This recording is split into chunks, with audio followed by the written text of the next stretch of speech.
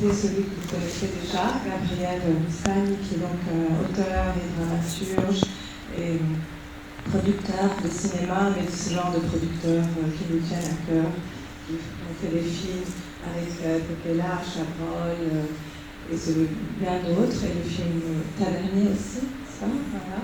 Et le film que vous allez voir ce soir. Et donc ce sont des producteurs qui ont aussi défendu un certain idée du cinéma. Et donc je vais vous donner la parole.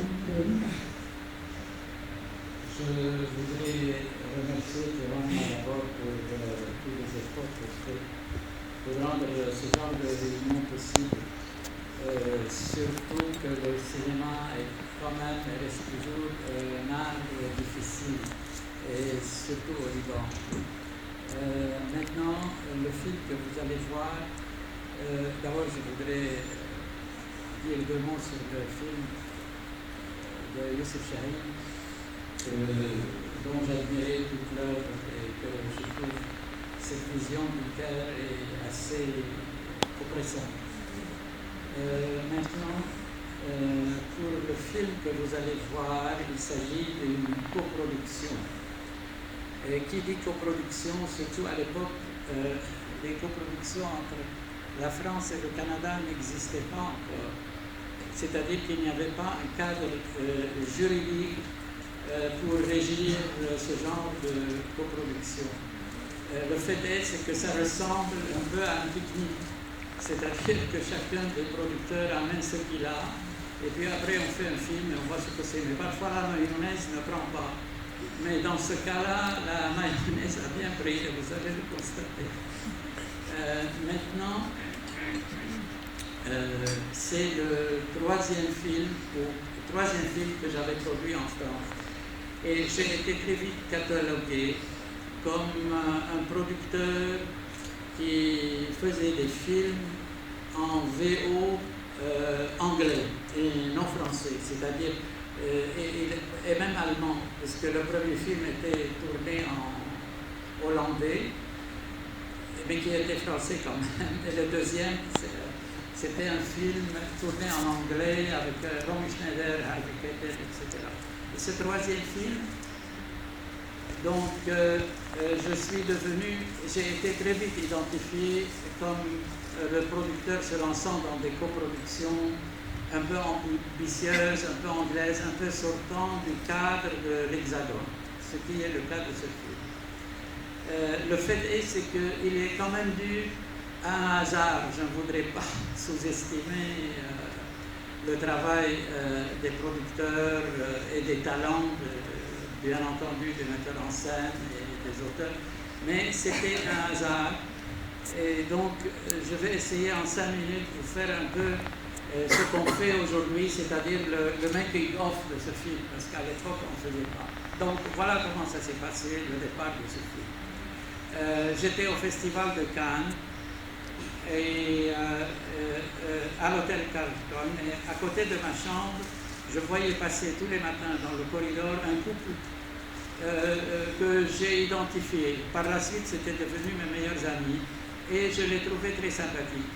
De l'autre côté de ma chambre, il y avait un monsieur assez bizarre, haut en couleur, qui s'appelle de Charnisay, baron de Charnisay.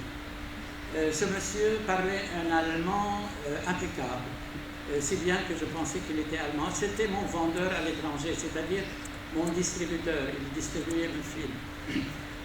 Et je ne sais pas pourquoi. Il m'appelait, il m'a toujours appelé, on a travaillé pendant 15 ans, il m'appelait Bustanacci.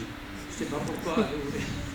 Il trouvait ça faisait bien un peu folklorique. Le fait est, c'est qu'en plus de ça, il avait une espèce de tic quand il entrait dans mon bureau, puisqu'il était sur le même palier que moi, au rond-point des Champs-Élysées, vous avez des bureaux. Il frappait à ma porte, il traversait le passage du secrétaire, il frappait à ma porte, il disait « Allô, allô ». Donc je vais l'appeler « Allô, allô » parce que chaque fois qu'il rencontre quelqu'un, il tend la main et dit « Allô, allô ». C'est un tic chez lui. Donc, allô, allô, je lui dis qui sont ces personnes-là qui passent tous les matins, il m'a dit, je vais vous les présenter, ce sont des producteurs canadiens. J'ai dit, bon, très bien, écoutez, je vais présenter, c'est très sympathique. Il me dit, oui, mais ça va vous coûter 10 000 francs. Allô, il a ajouté. 10 000 francs. Et pourquoi 10 000 francs? Je peux traverser la chambre et il dit, non, parce que vous allez faire un film et moi, après, je serai exclu. Donc, vous me payez 10 000 francs. J'ai appris par la suite qu'il leur avait demandé la même chose pour que je me présente. Le fait est, c'est que je lui ai dit non, il n'en est pas question. Mais il s'est arrangé par la suite, quand on avait fait le film, de surfacturer une espèce de vente à l'étranger. Ça nous a passé sous les mains. On l'a découvert après, plus tard. Bon, c'était bien mérité déjà, parce que le film était bien. Donc, ce coproducteur s'appelait Denis Héroux.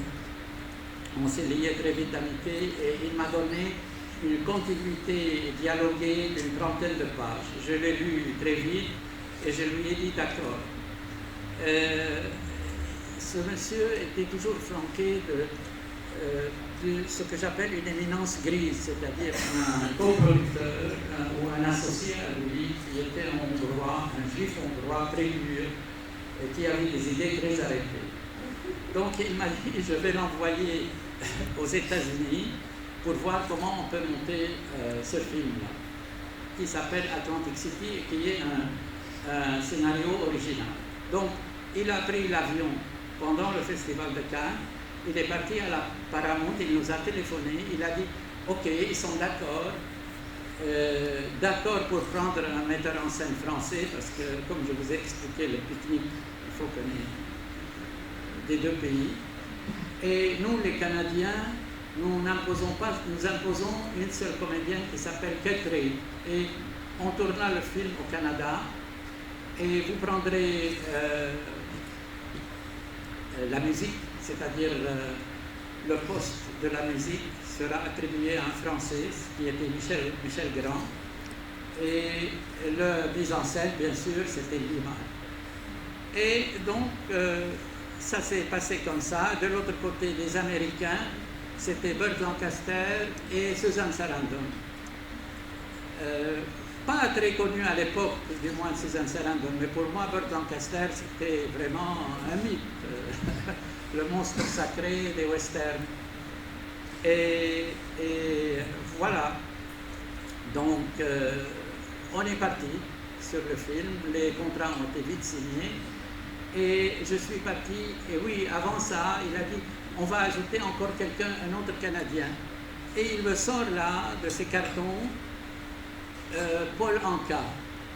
J'ai dit bien, je savais que Paul Anka était libanais. J'ai dit, bon, très bien, Paul Anka, pour lui, c'est pour ceux de ma génération, ils connaissent Paul Anka pour Diana et tout ça. Donc,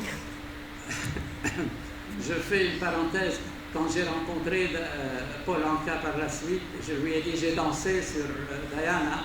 Il m'a dit, vous savez, Diana, c'était mon babysitter, une Libanaise qui s'appelait Diana Ayou. Et c'est elle qui a écrit les paroles de la chanson. C'est pour vous dire comment aussi on peut détruire les lignes. Une autre petite histoire, c'est que j'arrive aux États-Unis, au Canada, au studio où on devait commencer le film, et on me dit l'équipe est partie, ou la seconde équipe est partie à Atlantic City parce qu'on va imploser des bâtiments, et Ruiman insiste pour que ça soit le premier plan du film que vous allez voir. J'ai dit bon, très bien. Il me dit bon, écoutez, vous allez rester avec Burt Lancaster. J'ai dit ah bon.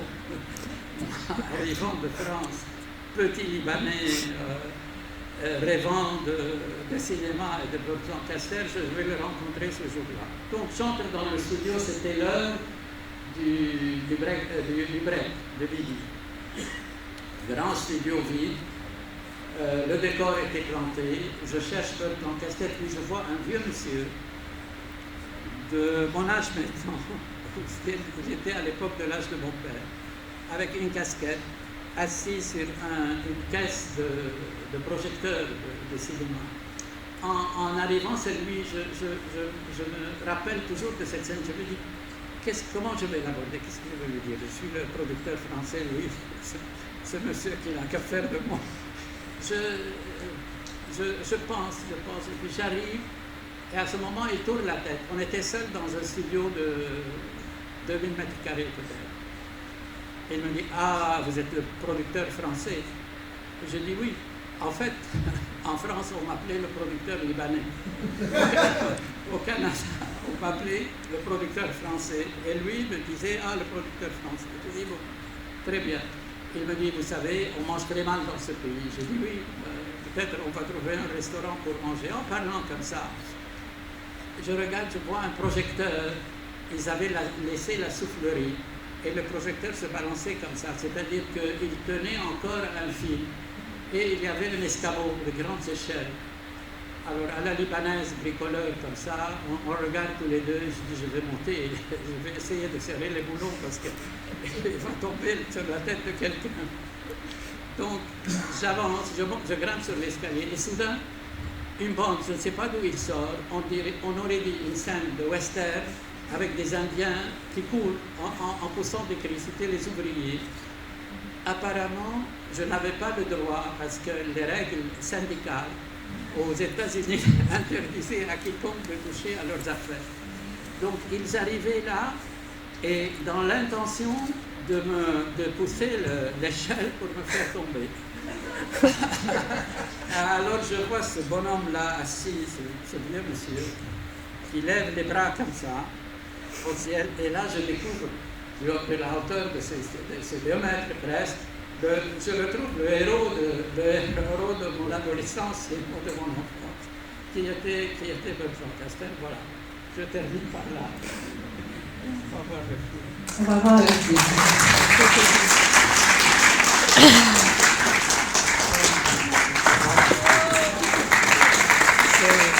C'est Anaïs, ma petite fille. C'est aussi une coproduction. Hein.